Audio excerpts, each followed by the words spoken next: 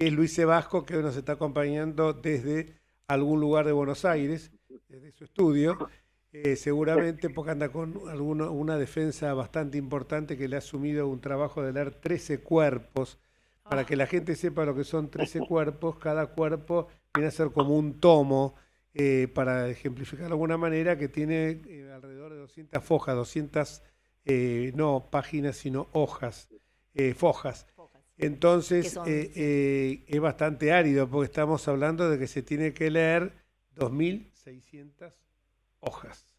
Pero hace un alto en la ruta, en la huella, para estar con nosotros. Y recién hablábamos con Osvaldo de esta interna feroz que estalló ahora, no feroz, una interna por dichos de que hay que minimizarlos, por cierto, de Juntos por el Cambio, que es la verdad que, y que justamente, como decía yo, la falta de timing político. Hoy está el tema candente de que se ha llegado a encontrar el nudo gordiano de la corrupción para cortarlo definitivamente con el tema de vialidad, como será también con el tema de Cuadernos, Sotesur y Los Sauces, y esta señora viene a sacar del foco esto que te pedimos, hoy ya lo habías hecho en algún otro lado, te pedimos que el tema de la causa de vialidad, más allá de que si quieres opinar sobre cualquier tema lo puedes hacer porque es tu programa, nos comentes una síntesis para que los oyentes entiendan de lo que es la causa de vialidad, que no es fácil de sintetizar. Gracias, Luisito. ¿Qué tal? Buenas tardes, ¿cómo les va? ¿Qué tal, Luis? Bien, ¿qué tal, Melissa? El tema es sencillo de explicar. La causa de vialidad es una causa en la que se investiga concretamente cómo desde el gobierno se direccionó la obra pública, fundamentalmente en la provincia de Santa Cruz, en favor de las empresas de las que era titular, en forma directa o indirecta, el señor Lázaro Báez. Esta dirección de la obra pública se hizo a partir de ciertas ficciones que tuvieron que ver con dibujar, entre comillas, las licitaciones en 51 obras, y en estas licitaciones se armaron de manera tal que de diversas maneras se garantizara que el ganador fuera alguna de las empresas de Lázaro Báez. Y digo en forma directa o indirecta porque Lázaro Báez tenía Austral Construcciones, pero como Austral Construcciones no tenía ni la antigüedad, ni los antecedentes, ni el capital, muchas veces para adjudicarse las obras, adquirió otras empresas de la zona y aparecían unas u otras, valga la redundancia, ganando las licitaciones, pero todas bajo el control de Lázaro Báez.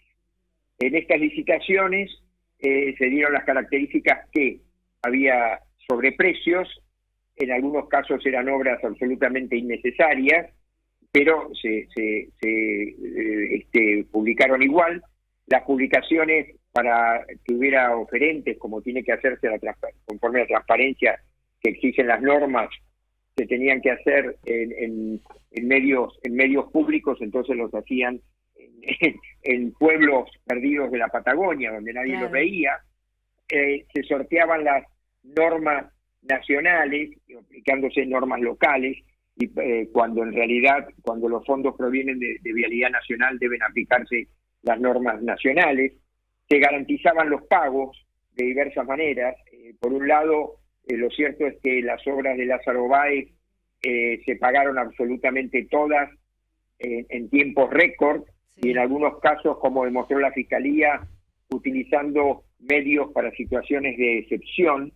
Y sobre todo me gustaría que fueras esa parte, es la parte pública y demás, sobre la parte del final, ¿no? Cuando ven de que pierden las elecciones y lo que hacen con las empresas, los despidos y todo eso, que es justamente lo que se está tratando en estas jornadas también de este juicio, ¿no? Que empiezan a saltar. Sí, hicieron la operación limpiar todo. Exacto, hicieron una liquidación de las empresas para tratar de no dejar los rastros. Y al final del gobierno de Cristina Kirchner en 2015, el Estado no le debía nada prácticamente a Lázaro Báez, cuando todas las otras empresas que hicieron obras viales o de distinto tipo de obras públicas había gran cantidad de deudas pendientes.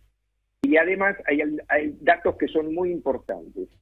El primer dato muy importante, como se verificó la vez pasada, es que de los pagos recibidos por las empresas de Lázaro Báez, inmediatamente y por las mismas sumas, muchos de esos pagos eran transferidos a Otesur y Los Sauces, que son las empresas de la familia Kirchner. Se verificó en el juicio también las múltiples relaciones comerciales que había entre Lázaro Báez y la familia Kirchner, ya sea por la copropiedad de inmuebles, por la copropiedad de emprendimientos, por el hecho del alquiler de las empresas de Lázaro Báez, de habitaciones en Otesur y Los Sauces que nunca se utilizaron. Y lo más llamativo es que Máximo Kirchner aparecía en conversaciones de WhatsApp de los teléfonos de Báez y de José López, José Bolsos, digamos, que revoleaba bolsos en el convento, aparecían en sus teléfonos las referencias a cómo estaba involucrado Máximo Kirchner en el control de algunas de esas obras, ¿no? Y pudimos ver hoy, inclusive hoy en La Nación, que una de esas obras que tenía que ver con la pavimentación de 100 cuadras nunca fueron pavimentadas y estaban todas, siguen siendo actualmente calles de barro. Sí, que decir, conducen a nada, conducen a la nada misma. A nada. Es decir, que fue directamente un desfalco multimillonario de los fondos del Estado, estamos hablando de más de 2.000 millones de dólares, que fueron dirigidos hacia Lázaro Báez, para que Lázaro Báez a su vez los dirigiera hacia la familia Kirchner. Y acá hay un dato que me parece que es absolutamente relevante. Acá está la explicación del crecimiento económico absolutamente desproporcionado de los Kirchner. Y acá quiero hacer referencia a algo que ayer decía el fiscal Campagnoli, ¿no?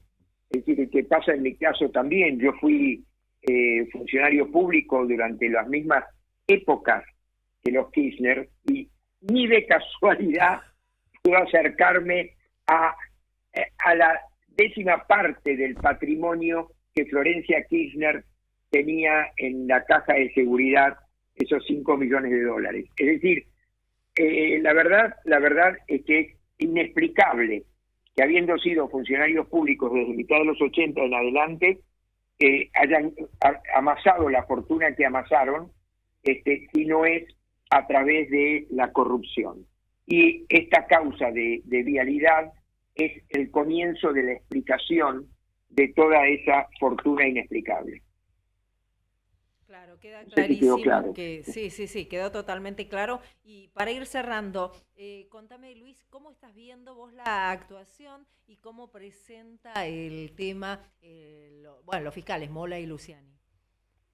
Bueno, esto es muy interesante porque quien tiene oportunidad de ver la presentación puede ver cómo a medida que se van invocando las pruebas, las van exhibiendo inclusive con resaltador en lo que es importante. ¿Por qué es relevante esto?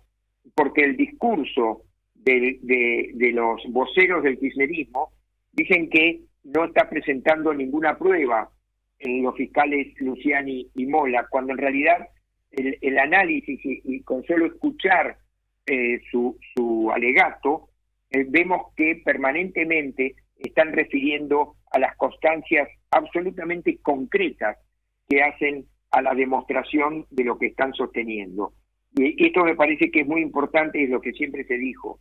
El peso de las pruebas en esta causa es totalmente determinante. Entonces, obviamente el discurso de los voceros del kirchnerismo sobre que es insustancial y que no tiene peso probatorio, la acusación solamente lo pueden creer aquellos que quieran creerlo y que por supuesto no estén escuchando los alegatos, pero cualquiera que escuche los alegatos, que los vea por YouTube, porque esto es maravilloso, esto que se esté mostrando por YouTube, realmente el alegato para que lo pueda ver cualquiera que quiera, es lo que hace a la publicidad del juicio, es oral y público, y esta publicidad a través de YouTube es maravillosa porque cualquiera puede verlo y además queda ahí registrado, así que el que tenga dudas lo puede ir a buscar. Lo puede ir a buscar y lo puede ver. Bueno, Luis, el próximo miércoles venís, te esperamos acá. Bueno, espero poder. No, seguro, ¿eh? No hablamos de la payasada de la recusación esta del partido de fútbol, porque ya no merece siquiera un análisis. No, es totalmente absurdo. Miren, a ver, cualquiera que conozca medianamente la vida judicial sabe que jueces, fiscales, secretarios, defensores oficiales participan de una comunidad donde la práctica de deportes es habitual, y eso no le quita profesionalidad a la gestión de cada uno. Lo que hay que mirar son las pruebas del expediente y cómo, a partir de los hechos probados y el derecho aplicable, se resuelve el caso. Las relaciones de amistad en este contexto no tienen absolutamente nada que ver. No, desde ya que no, y sobre todo cuando son compañeros de trabajo, porque un juez, un fiscal, lo más lógico es que se conozca. Además que no saben... Es así, miren, yo fui durante 10 años fiscal de un tribunal oral, del mismo tribunal oral, con los mismos jueces.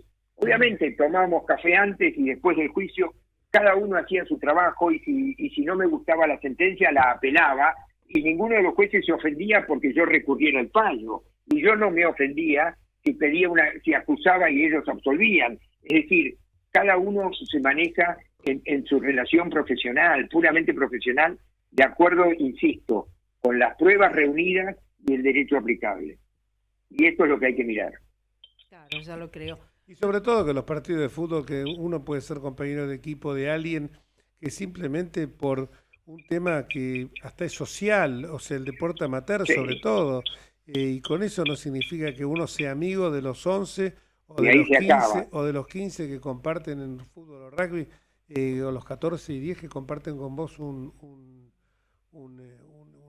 equipo de esas características. Entonces, lamentablemente, esto que ha hecho esta señora es simplemente el único propósito que tiene, es ensuciar la cancha, bueno, porque esa es la táctica de los que no tienen pruebas. Entonces se enarbolan el lawfare como un escudo protector cuando no tienen pruebas para poder demostrar su inocencia, ¿no? Miren, no es nuevo. No es nuevo. Recuerden que con la denuncia de Nisman y tras la muerte de Nisman, desde mi punto de vista que fue asesinado, pero más allá de eso, tras la muerte de Nisman, lo que se hizo fue descalificar a Nisman. Claro. En ningún momento se hizo referencia a las pruebas invocadas por Nisman, ni a la existencia o inexistencia del pacto con Irán, sino que se lo descalificó a Nisman. Se dijo desde que era mujeriego, que tenía una cuenta en el exterior, que había gastado la plata que le había sido asignada para la investigación, etcétera. Nunca, en ningún momento ellos hicieron referencia a la denuncia, al contenido o a las pruebas. Ese es el punto. Y en este caso están haciendo exactamente lo mismo, con la diferencia que me parece que si lo único que le pudieron encontrar al fiscal Luciani y a los jueces del tribunal es que jugaban al fútbol, no da para más. No, seguro. Bueno, Luis, nos vemos el próximo miércoles. Te mandamos un abrazo. Dale. Un abrazo. Bueno, hasta pronto. Saludos. Chao, hasta luego.